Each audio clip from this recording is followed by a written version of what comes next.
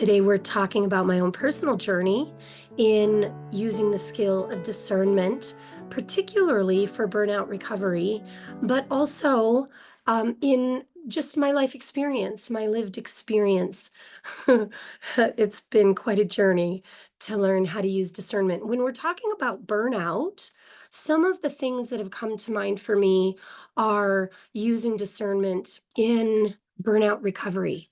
And when we are thinking about burnout recovery and using discernment, we really want to notice when we are choosing to override our biological signals that are telling us that we need rest or we need food or we need some sort of other nutrition.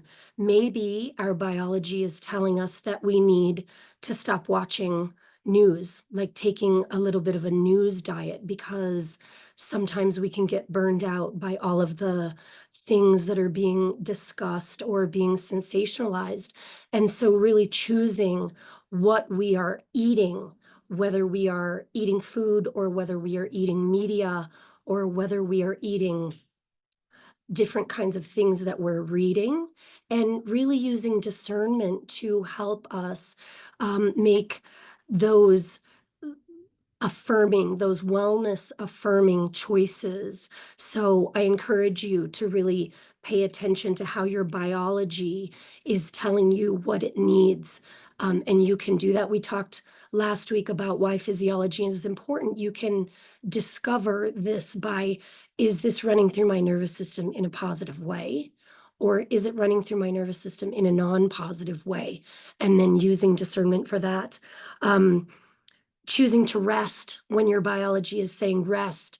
A lot of times when we are working with other people, when we are service providers, when we're caregivers, we are called to duty when we're not really feeling it. And I had a really awesome supervisor in my psychology program. He was one of my instructors who said, when he's only got 10% to take to the office, he gives 100% of that 10%.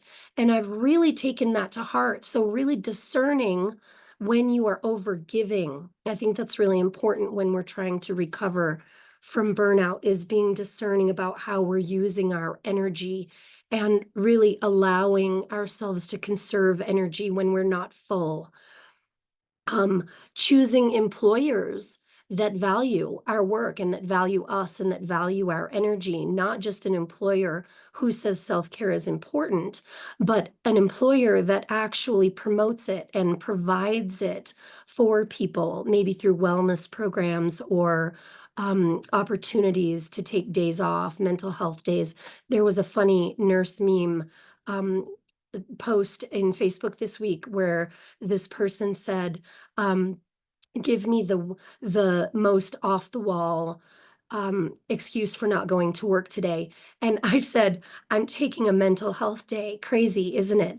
And it's true. We often continue to work past our levels of comfort and our levels of wellness, because the standards or the requirements of us when we are working in systems that are bloated, systems that are bottlenecked, when you're in community centers, in full hospitals, maybe like the inner city work that you're doing, residential treatment, any of those kinds of things can be employment settings where your work or your own wellness is touted, but you're not really provided with opportunities. And so you have to take responsibility for the choices that you're making. And if there are requirements for you, then you might need to have some conversations about that. Maybe it's the conversation that you're having with yourself first.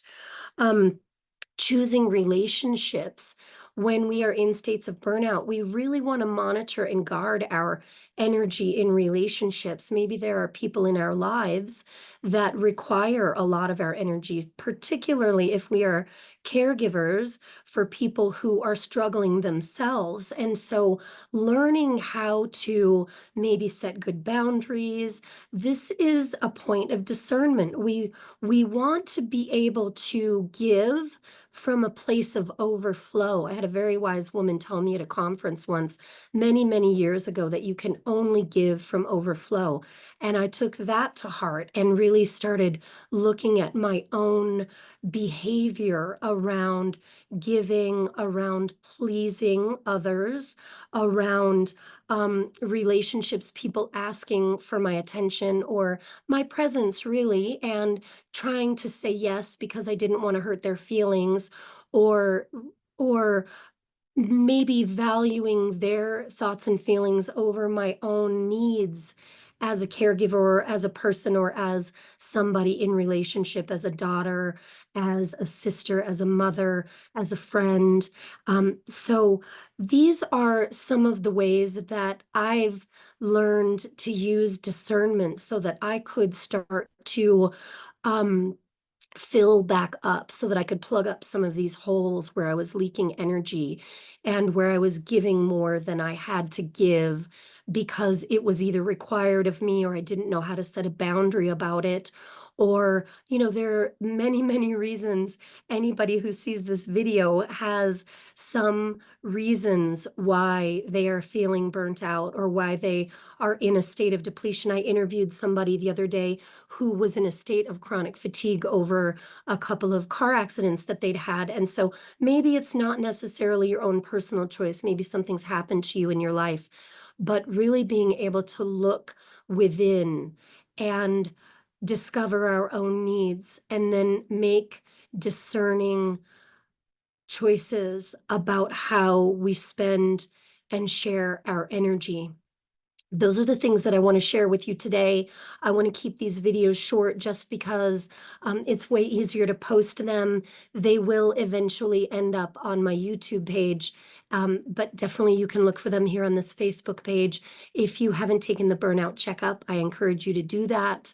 And we are going to have some programs coming up here soon, a masterclass, some breathwork offers, and things like that. In the meantime, be happy, be well, and enjoy.